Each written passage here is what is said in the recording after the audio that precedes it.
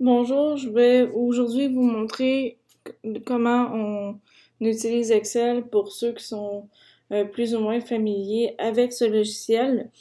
Donc, tout d'abord, vous devez avoir le logiciel Excel dans votre ordinateur. Moi, présentement, je l'ai ouvert ici. Donc, quand vous ouvrez Excel, c'est qu'est-ce que vous voyez à votre écran. Donc, moi, ici, c'est la version 2013. Alors, comme vous voyez, Excel a déjà des modèles par défaut si à jamais vous voulez les utiliser. Par contre, moi, mon but aujourd'hui, c'est de vous montrer vraiment avec un tableur vierge. Donc, ici, nous allons prendre un nouveau classeur Excel en double-cliquant dessus. Et là, en double-cliquant, vous avez ceci.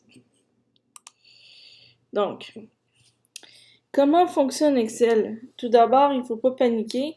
C'est sûr que très souvent, on arrive, on voit les nombreuses cases et tout, donc on ne sait pas trop comment ça fonctionne. Non, c'est pas comme un fichier Word que vous avez une page blanche. Ça fonctionne vraiment par case. Donc, le pourquoi qu'on appelle ça un tableur. Je sais pas si vous voyez bien ici, mais vous avez des lettres. Ça va quand même assez loin. Donc, comme vous pouvez voir, après le Z, on va dans AA. Donc, il y a à peu près 16 000 colonnes, si je me trompe pas.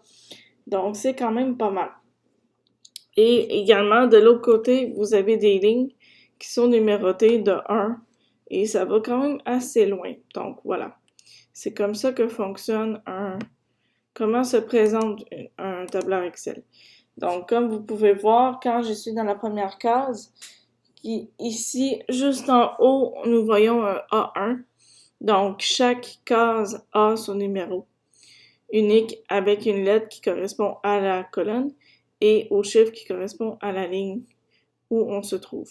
Donc, par exemple, si je vais un peu plus loin, je suis en D2. Voyez-vous ici, D2 a changé aussi. Donc, c'est comme ça qu'on se déplace dans Excel. C'est le fonctionnement là, vraiment de base. Pour le reste, vous avez des onglets que vous pouvez aller voir les formules, mise en page, etc. Ça, nous allons le voir un peu plus tard. Mais je voulais quand même que vous ayez un petit aperçu quand on ouvre le logiciel. Et ici, vous avez la fonction enregistrer, un peu comme dans Word.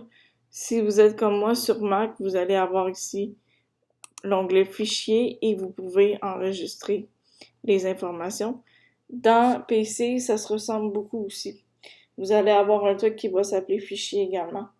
Donc, c'est comme ça qu'on peut accéder pour enregistrer les informations.